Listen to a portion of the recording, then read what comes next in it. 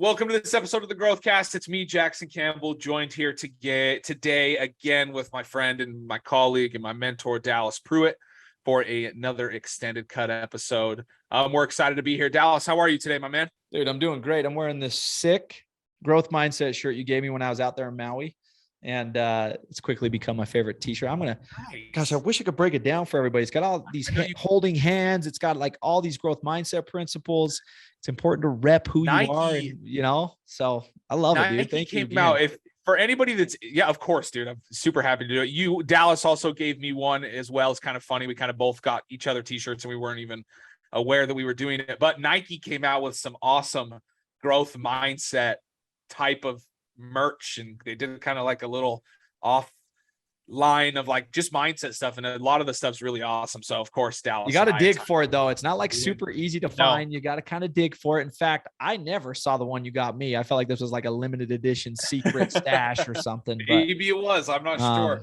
But I love it, dude. If I'm gonna wear a graphic on a t, I mean, I'm pretty much a plain guy, but if I'm going to wear a graphic on a t-shirt, you better believe it's going to be something growth mindset related, purpose driven. So I love it, dude. Thank you so much. Awesome. Of course, dude. No, thank you for the one you got me as well. Okay. As we get started here today, just a quick synopsis of the GROWTHCAST. Monday through Thursday, we have Dallas Pruitt, who's with us here today. He drops daily mindset drips.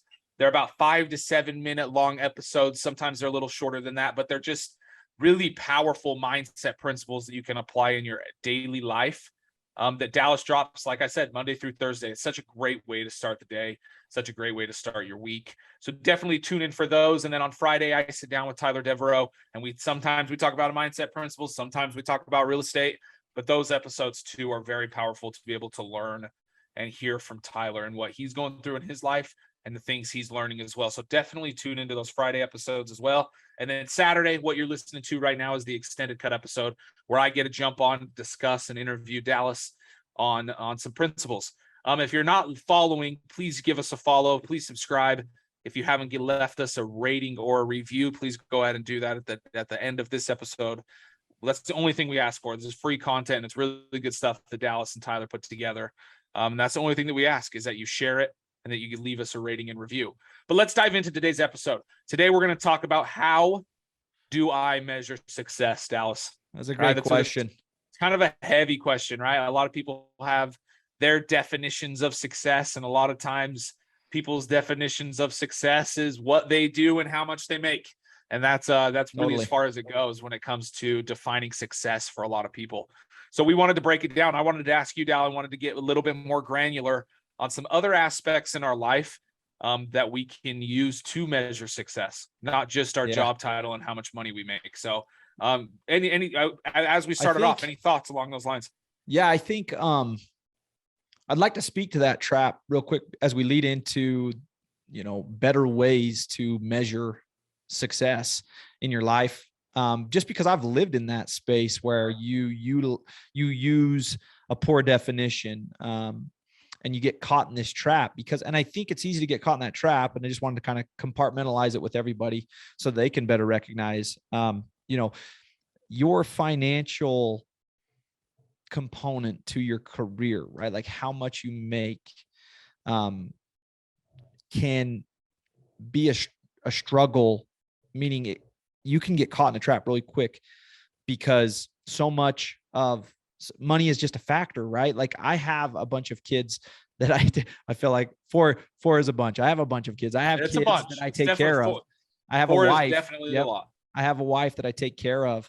And I was plagued by this mentality that I needed to go and I got so hyper focused on what I lacked because I needed to make money to get to whatever it was and achieve whatever those things were, so that my wife and my kids were happy, so that I was happy.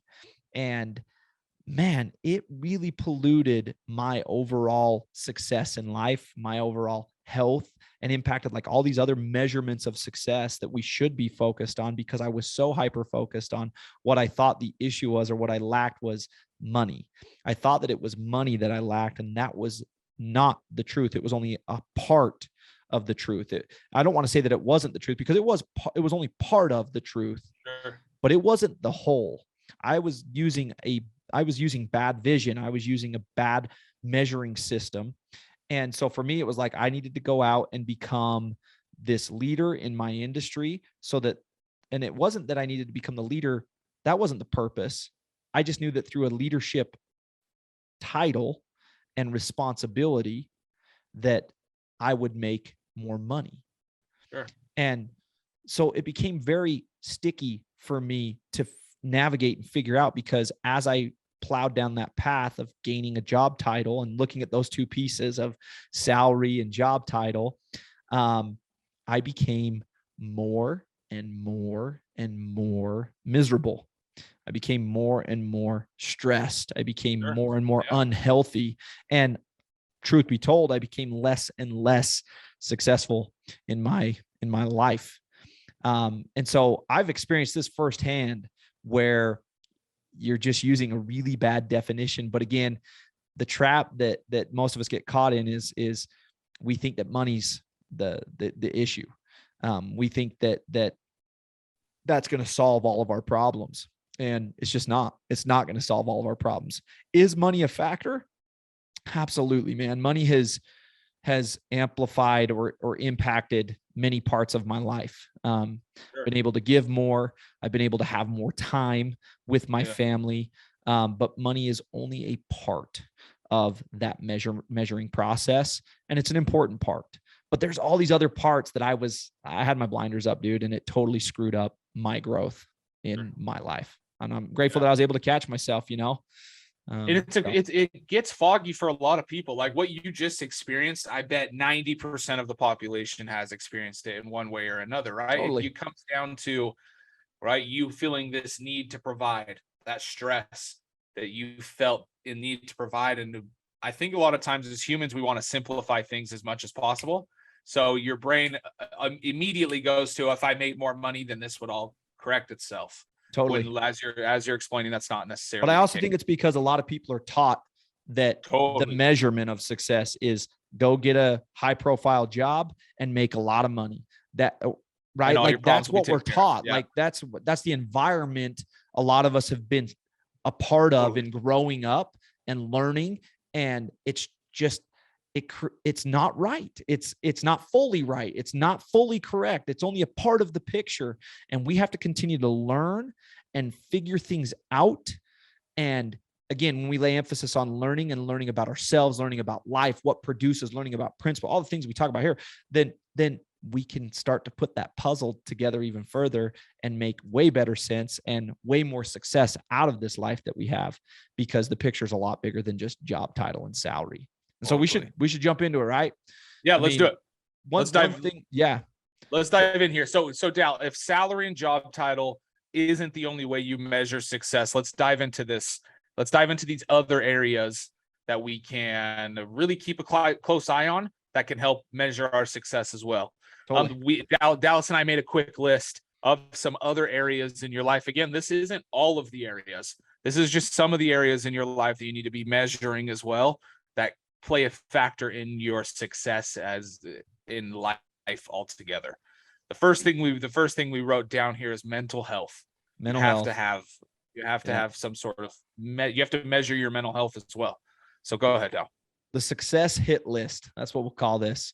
I like it. There's a good example, a sad example. The owner of a company by the name of Kuyu, he played professional football, had a family.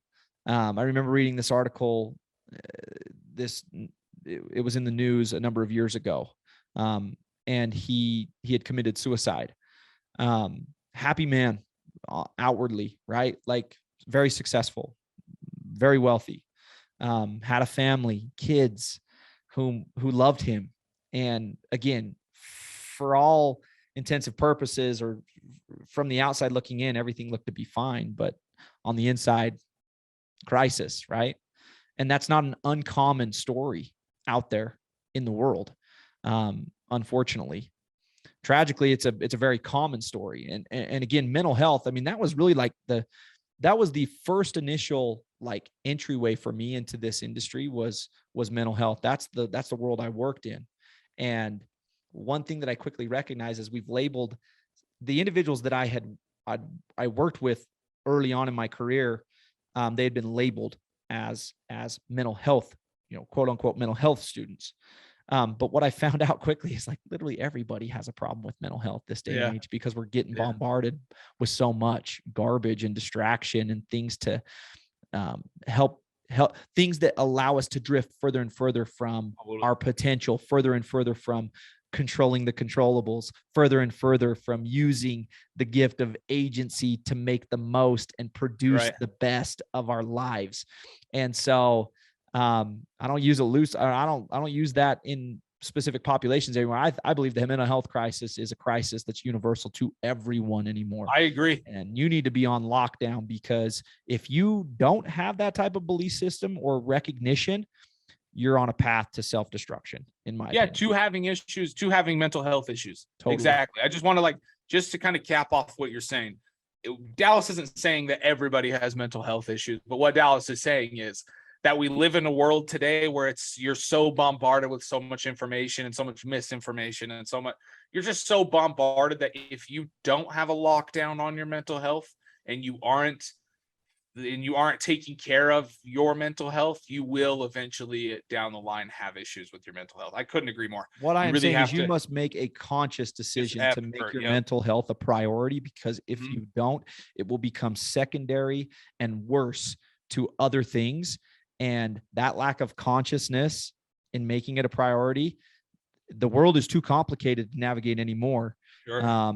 With all the technology and everything else that we have, issues will pop up, problems will arise. And sometimes those problems are so big before they go recognized that it's really hard to do the nitty-gritty work to get them back in check. And so mental health is a measurement of success that we have to use. And how do we do that? How do we increase that? Well, we talk about lots of things all the time here on the GROWTHCAST. Meditation, alone time outdoors, away from technology, just not thinking, but just being, listening, recognizing, noticing the blessings around you. Prayer, all those things, they add up. This is not the main focus today, but I just wanted to kind of touch on that there are plenty of things that we can do to make our mental health, create systems to make our mental health a priority every day and increase it. And it definitely is a measurement of success that we should all be using.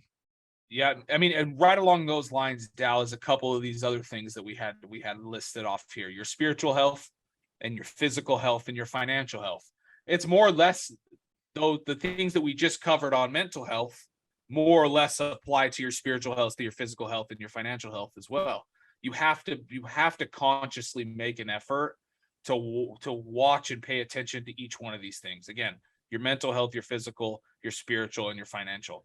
These are systems that you can put into place to actually watch over the health of in these areas, right? Totally. You can almost create a quadrant of those four, right? Repeat them again, Jackson. Like you literally could almost create a quadrant of, I would argue, like you could call these the big four in terms of measurements of success in your life. Repeat them. Yeah, I like it. Mental health, spiritual health, physical health, and financial health. Totally. We must strive to keep those things in check and keep all four of those things a priority.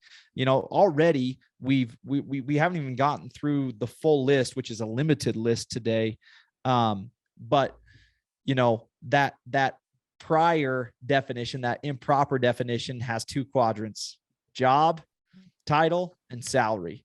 We've already become way more robust. We've times ourselves by 2. We've multiplied by 2. And now we have 4, which is break it up: physical, mental, spiritual, and financial.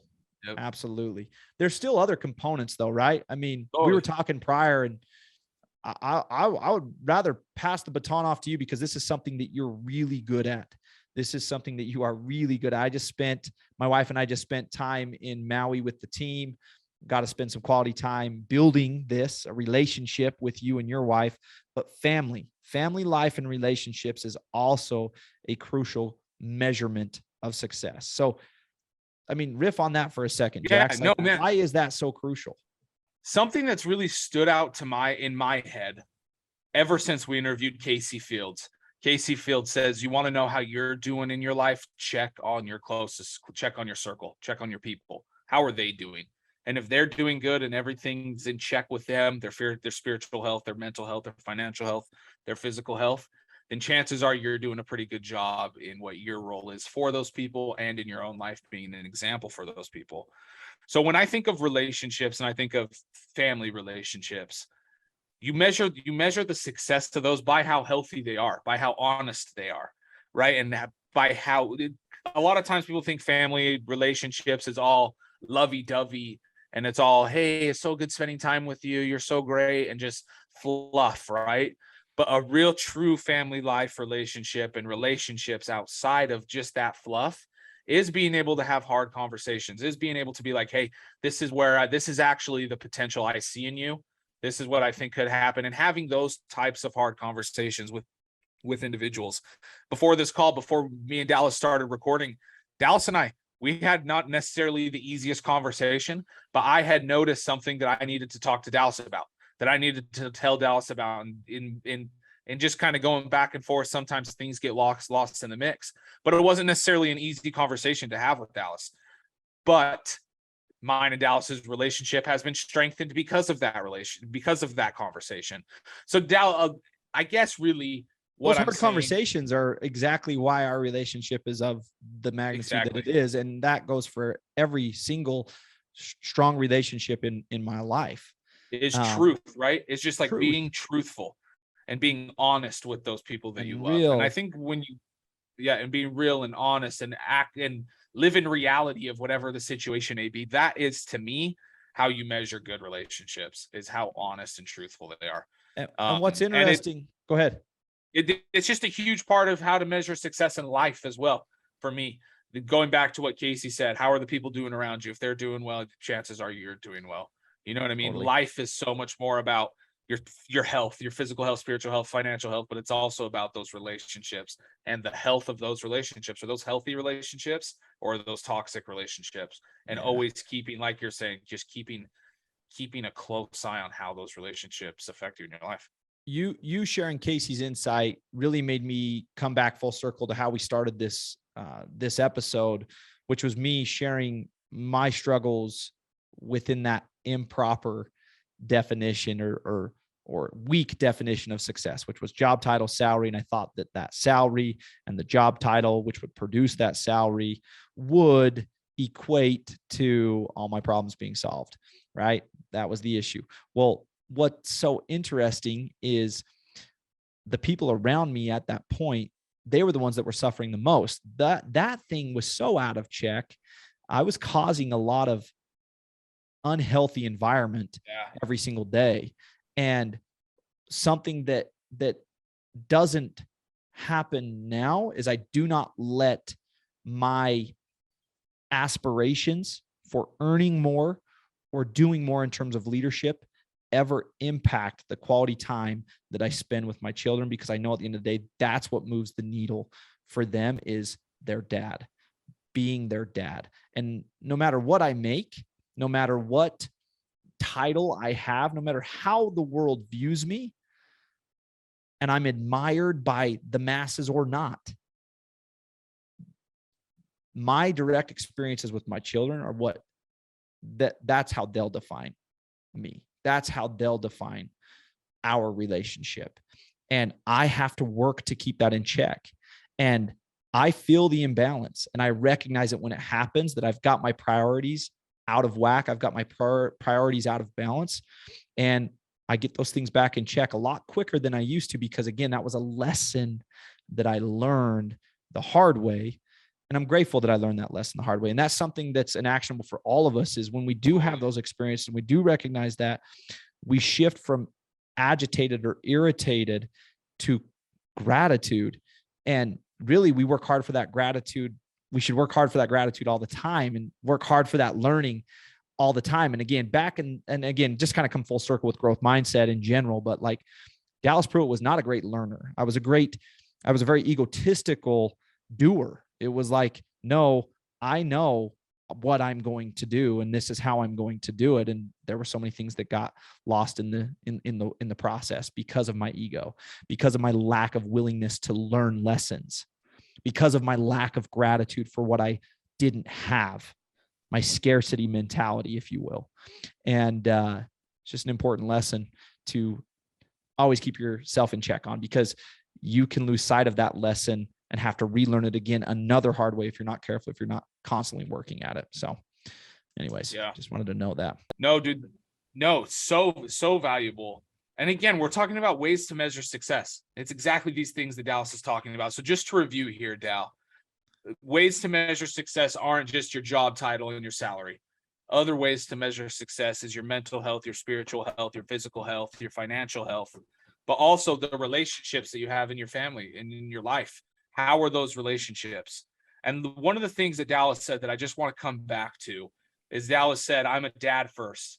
And I know that when I'm a good dad and I do these things for my kids and I take care of me being a dad, that's actually what moves the needle forward in my life. You know what I mean? So Dallas is a great example to me because his priorities are always in check. His priorities are always where they're supposed to be. And he just kind of explains that now as, so like, I guess what I'm trying to pull together here, Dallin, from everything that you've said and explained and gone through, is that you measure success in your life based on it being well-rounded, right? You're going to have all of these different things in your life. You're going to have relationships. You've got your mental health and all these other aspects of your personal health that you need to take care of. But really it comes down to measuring success as having a well-rounded life and not letting one of these things that we're talking about outweigh one or the other, if that makes sense. Totally. I think having a well-rounded life is a great measure of success. And I also wanted to know here, Jackson, that I still not chase, but I still aspire and work hard for titles if that comes with my definite major purpose and gets me closer to it. And I'm always working on an increase in financial well-being because I've anchored my actions in purpose. And I know that through that financial well-being, an increase in that area is going to produce an increase in my ability to provide value and help. And so I still use those two components to bring that all the way around. I still use those two components as measurements of success. I've just got my priorities in check now, so it's much easier to navigate. And what's interesting is by keeping those priorities in check, it actually gives me more fuel to do a better job at an increase in those other areas because I have clarity. I have clarity now. Prior, I didn't, but now I do, and it makes it so much simpler to navigate and actually allows me to navigate it at an increased rate. And so I think it's a great way to end it, man. I think agreed. Amen to what you shared. And, we have to use a better measure when it comes to success. And when we do, we produce better results across the board, and we increase not just success, but two things that I actually combine with my definition of success. I call them the trifecta, and I literally like have designed my life around using these three things almost into like one word. I'm going to invent some word that means these three things, but success, fulfillment, and happiness, those three things, those are my drivers. I'm always looking to, those are my North Stars. And I'm always looking to increase those three things. And I really have just coupled them all into one simple definition. It's like, I'm going to build my life around those things. I want to be extremely happy. I'm not saying I'm going to be happy all the time, but I want to experience happiness and joy in my life as much as I possibly can. I want to be fulfilled at the end of every day. When I lay my head on my pillow, I want to fricking zonk out because I'm just so drained from all the fulfilling experiences that I had. And again, I definitely want to be successful in all the things that I choose to tackle. That includes being a dad. That includes being a business owner. That includes being a leader. That includes being a contributing member of my community, whatever those parts of my identity are. And so anyways, yeah, man, love it. No, Dallas, thank you so much for your time, your wisdom. I know your time is valuable, man. So thank you so much for spending so much time with us here on the GROWTHCAST, not only Monday through Thursday, but on these Saturday extended cuts as well. Appreciate you, man. Lots of great actionables from this episode. And my challenge to everybody listening is go ahead and take inventory, take a little self-inventory on your definition of success. Does it need to change? Do you need to have maybe a different perspective come into the scene there and kind of help you maybe reshape that definition of success for yourself? That's my challenge for you. Take a look at that definition that you've made for yourself for success and make sure it's a well-rounded definition. Dallas, thank you again so much for your time. Everybody, thank you so much for listening and tuning into the GROWTHCAST. Have a great rest of your weekend. Take care, y'all.